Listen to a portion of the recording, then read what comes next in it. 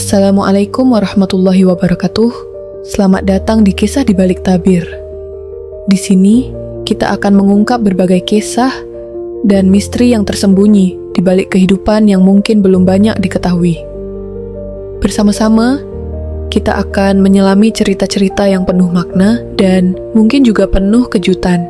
Jangan lupa untuk like, komen, dan subscribe, serta tuliskan sholawat di kolom komentar. Semoga kisah-kisah yang kita bagikan bisa memberikan pencerahan dan inspirasi bagi kita semua. Mari kita mulai perjalanan mengungkap tabir misteri ini. Pada awal tahun 2025, situasi di Gaza semakin memprihatinkan. Konflik yang sudah berlangsung selama beberapa dekade telah mengakibatkan banyak korban jiwa, menghancurkan infrastruktur yang sangat dibutuhkan, dan menyebabkan penderitaan manusia yang tak terhitung jumlahnya. Ketegangan yang terus meningkat pada akhir 2024 memuncak dalam serangkaian serangan udara besar-besaran yang dilancarkan oleh Israel. Sementara Hamas dan kelompok militan Palestina membalas dengan peluncuran roket yang menghujani wilayah Israel. Di Gaza, hampir tidak ada tempat yang aman. Rumah-rumah yang dulunya dipenuhi dengan kehidupan dan tawa kini hanya menyisakan puing-puing dan kenangan. Sejumlah rumah sakit dan klinik yang sudah kehabisan pasokan medis berusaha merawat ribuan korban luka. Para petugas medis bekerja tanpa henti, namun mereka sangat kekurangan obat-obatan dan perlengkapan medis. Banyak di antara mereka yang kehilangan kolega atau anggota keluarga mereka dalam serangan, namun tetap melanjutkan tugas mereka karena merasa bahwa itu adalah satu-satunya harapan bagi rakyat Gaza yang terperangkap dalam lingkaran kekerasan. Di Israel, meskipun tingkat kerusakan tidak sebesar yang terjadi di Gaza, namun dampak serangan roket juga sangat dirasakan. Sistem pertahanan Iron Dome berhasil mencegat sebagian besar roket yang ditembakkan dari Gaza. Namun tidak semua roket bisa dicegat. Setiap serangan meresahkan masyarakat Israel, dan mereka seringkali bersembunyi di tempat perlindungan untuk menghindari bahaya. Kepercayaan terhadap proses perdamaian semakin berkurang, dengan banyak orang merasa bahwa Hamas tidak akan pernah benar-benar menghormati gencatan senjata. Pada saat inilah tekanan dari masyarakat internasional semakin meningkat. Berbagai organisasi kemanusiaan, pemerintah dunia, dan para diplomat menyadari bahwa keadaan ini tidak bisa dibiarkan berlarut-larut. Pemimpin dunia mulai mendorong untuk dimulainya pembicaraan perdamaian dengan beberapa negara besar seperti Amerika Serikat, Rusia, dan negara-negara Eropa, memulai tekanan pada kedua pihak untuk segera mencari solusi. PBB, yang telah lama berperan dalam upaya perdamaian, memperkenalkan sebuah inisiatif untuk mengatasi kekerasan ini. Ini adalah inisiatif pertama dalam beberapa tahun yang melibatkan perundingan langsung antara kedua belah pihak. Pada awal Januari 2025, PBB mengusulkan sebuah rencana yang bertujuan untuk memperlambat eskalasi konflik dan memberikan ruang bagi bantuan kemanusiaan yang sangat dibutuhkan oleh warga Gaza. Namun, pembicaraan ini tidak mudah. Kepemimpinan Hamas yang memiliki kendali atas Gaza harus menghadapi tekanan dari faksi-faksi yang lebih keras yang menentang setiap bentuk negosiasi dengan Israel. Mereka melihat ini sebagai langkah mundur dan lebih memilih untuk terus melawan dengan kekerasan. Di sisi Israel, pemerintahan yang dipimpin oleh Perdana Menteri yang berani mengambil langkah keras terhadap Palestina merasa bahwa Hamas adalah ancaman yang tidak bisa ditawar lagi. Akan tetapi, setelah berbulan-bulan pertempuran, beberapa tokoh politik Israel mulai menyadari bahwa solusi militer tidak akan pernah menyelesaikan masalah ini. Meskipun ada keraguan di kedua belah pihak, pembicaraan terus berlanjut dengan perantara PBB. Sebagai upaya terakhir untuk menghentikan kekerasan, sebuah perjanjian gencatan senjata disepakati pada akhir Januari 2025. Gencatan senjata ini mencakup beberapa poin penting yang harus dihormati oleh kedua belah pihak, termasuk penghentian serangan udara dari Israel dan penghentian peluncuran roket dari Gaza. Setelah perundingan yang panjang dan penuh ketegangan, pada 30 Januari 2025, perjanjian gencatan senjata akhirnya diumumkan secara resmi. Perjanjian ini mencakup beberapa poin penting yang mencerminkan keinginan kedua belah pihak untuk mengurangi ketegangan, meskipun tidak menghilangkan ketidakpercayaan yang ada di antara mereka. Poin-poin utama dari perjanjian tersebut antara lain: 1. Penghentian serangan udara dan peluncuran roket. Kedua belah pihak sepakat untuk menghentikan serangan udara dari Israel dan serangan roket dari Gaza secara bersamaan. Ini adalah bagian yang paling sulit karena banyak faksi di Gaza yang bertekad untuk terus melawan. 2. Akses bantuan kemanusiaan. Salah satu hal yang paling penting bagi rakyat Gaza adalah akses bantuan kemanusiaan yang lebih luas.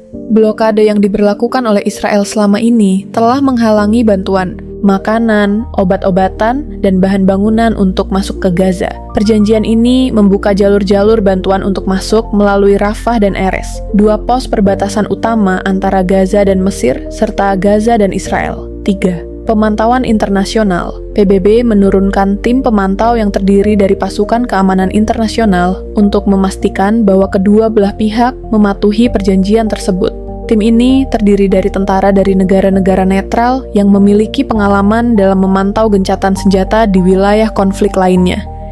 4. Proses rekonstruksi Gaza. Sebagai bagian dari perjanjian, kedua belah pihak sepakat untuk memulai proses rekonstruksi di Gaza dengan bantuan dari dunia internasional. Israel menyetujui untuk memberikan izin bagi lembaga-lembaga bantuan internasional untuk memasuki Gaza dan memulai proyek-proyek rekonstruksi besar-besaran. Namun, meskipun perjanjian ini tercapai, banyak yang merasa skeptis tentang masa depannya. Hamas, yang memegang kendali atas Gaza, harus menghadapi tekanan dari faksi-faksi yang lebih keras yang tidak ingin ada negosiasi dengan Israel. Beberapa kelompok yang lebih radikal, seperti Jihad Islam Palestina dan Brigade Al-Qassam, menentang keras penghentian serangan roket karena mereka percaya bahwa gencatan senjata hanya menguntungkan pihak Israel. Di sisi Israel, meskipun pemerintah setuju untuk menghentikan serangan udara, ada ketakutan bahwa Hamas akan memanfaatkan gencatan senjata ini untuk memperkuat posisinya dan mempersiapkan serangan yang lebih besar di masa depan. Keputusan untuk membiarkan akses bantuan masuk ke Gaza juga menuai kritik dari kelompok-kelompok hawkish di dalam pemerintahan yang merasa bahwa ini akan memperkuat kekuatan Hamas. Selain itu, banyak warga Gaza yang merasa cemas apakah perjanjian ini akan membawa perubahan yang nyata bagi kehidupan mereka. Mereka telah lama hidup dalam ketidakpastian, dan meskipun perjanjian ini memberi harapan, mereka khawatir bahwa gencatan senjata ini hanya akan bersifat sementara. Setelah pengumuman gencatan senjata, banyak warga Gaza yang merasakan ketegangan yang campur aduk. Mereka merasa lega karena tembakan senjata akhirnya berhenti, namun kekhawatiran masih menghantui mereka. Sebagian besar dari mereka yang tinggal di Gaza sudah kehilangan banyak dalam konflik ini: keluarga, rumah, dan pekerjaan. Banyak yang merindukan kehidupan normal sebelum perang. Namun, mereka juga merasakan keputusasaan yang mendalam, karena gencatan senjata ini belum tentu berarti akhir dari penderitaan mereka. Di Israel, meskipun ada sedikit rasa lega karena kekerasan mereda, rasa ketidakpercayaan terus membayangi banyak warga. Bagi mereka yang tinggal di dekat perbatasan Gaza, ada kekhawatiran bahwa serangan mendadak bisa terjadi kapan saja.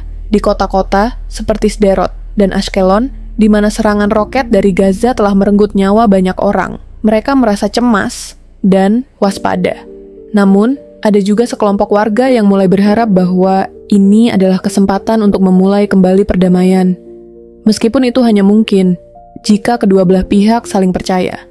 Proses perbaikan hubungan antar warga di Gaza dan Israel berjalan sangat lambat. Di Gaza, meskipun bantuan mulai mengalir, banyak orang merasa bahwa ini adalah langkah pertama yang terlalu kecil untuk mengatasi kerusakan yang begitu besar. Rumah sakit yang telah hancur mulai mendapatkan pasokan obat-obatan. Namun, fasilitas medis yang rusak parah masih membutuhkan waktu bertahun-tahun untuk diperbaiki. Demikian pula, infrastruktur yang hancur, dari jalanan yang rusak hingga jembatan yang ambruk, akan membutuhkan investasi besar dari masyarakat internasional untuk dibangun kembali. Namun, di antara kesulitan ini, muncul pula beberapa sinyal positif. Beberapa organisasi kemanusiaan internasional berhasil mengirimkan tim mereka ke Gaza untuk memberikan bantuan makanan dan medis. Di beberapa tempat, warga Gaza yang kehilangan segalanya mulai bekerja sama dengan bantuan internasional untuk membersihkan puing-puing dan membangun kembali rumah mereka. Ada cerita tentang bagaimana para ibu yang kehilangan anak-anak mereka dalam serangan udara Israel mulai mengorganisir komunitas untuk mendapatkan dukungan psikososial. Sementara itu, di Israel, banyak warga yang mulai lebih terbuka terhadap ide rekonsiliasi meskipun mereka tetap waspada terhadap niat Hamas. Sejumlah kelompok perdamaian mulai berkumpul untuk mendiskusikan kemungkinan langkah-langkah selanjutnya menuju perdamaian yang lebih langgeng di kota-kota besar seperti Tel Aviv dan Yerusalem. Acara-acara untuk mengedukasi masyarakat tentang pentingnya perdamaian dan toleransi mulai digelar. Namun, meskipun ada usaha-usaha ini, banyak pihak yang merasa bahwa tantangan terbesar bukanlah soal perjanjian gencatan senjata itu sendiri, melainkan bagaimana memastikan bahwa perjanjian ini dapat bertahan dalam jangka panjang dan membawa perubahan nyata bagi kehidupan rakyat Gaza dan Israel. Dengan berjalannya waktu, perjanjian gencatan senjata tersebut semakin diuji oleh kenyataan di lapangan. Sebuah serangan kecil yang dilakukan oleh kelompok militan yang tidak terikat pada Hamas mengguncang proses perdamaian yang rapuh. Di Gaza, meskipun Hamas berusaha untuk mematuhi perjanjian, kelompok-kelompok lainnya terus meluncurkan roket ke Israel. Hal ini menambah ketegangan antara kedua belah pihak. Israel, yang sudah memberi kesempatan bagi gencatan senjata ini, merasa terancam dengan aktivitas yang dilakukan kelompok-kelompok ini. Beberapa anggota pemerintahan Israel menginginkan respons keras terhadap serangan-serangan tersebut.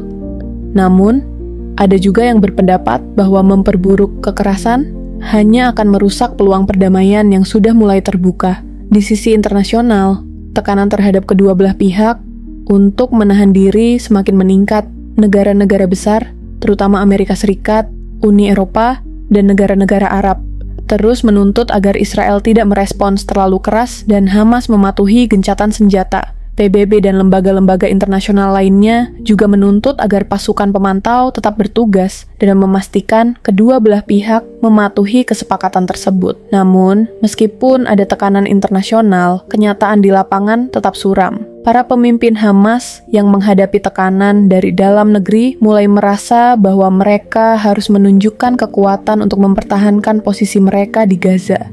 Begitu juga dengan Israel, yang merasa kesulitan untuk menjaga kedamaian tanpa kehilangan rasa aman bagi warganya. Pada akhir 2025, meskipun ada berbagai tantangan, ada sinyal-sinyal harapan. Proses rekonstruksi Gaza mulai memperlihatkan tanda-tanda kemajuan. Pembangunan rumah sakit baru dan pemulihan infrastruktur mulai terlaksana, meskipun tidak sempurna. Sementara itu, di Israel, beberapa kelompok masyarakat sipil terus berjuang untuk mencapai perdamaian yang lebih langgeng. Proses perdamaian yang sedang berlangsung di Gaza dan Israel adalah perjalanan yang penuh tantangan. Namun, bagi banyak orang yang telah lama menderita, ini adalah kesempatan yang tak boleh disia-siakan. Mereka yang telah kehilangan begitu banyak dalam konflik ini menginginkan sesuatu yang lebih dari sekadar gencatan senjata sementara. Mereka menginginkan perdamaian yang sesungguhnya, yang dapat mengakhiri siklus kekerasan yang telah berlangsung begitu lama. Alhamdulillah, kita telah sampai di akhir kisah kali ini.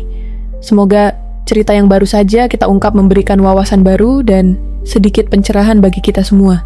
Jika kamu merasa kisah ini menarik, jangan lupa untuk like, komen, dan share kepada teman-temanmu. Jangan lupa juga untuk subscribe agar tidak ketinggalan kisah-kisah menarik lainnya di Kisah di Balik Tabir. Wassalamualaikum warahmatullahi wabarakatuh. Sampai jumpa di cerita berikutnya.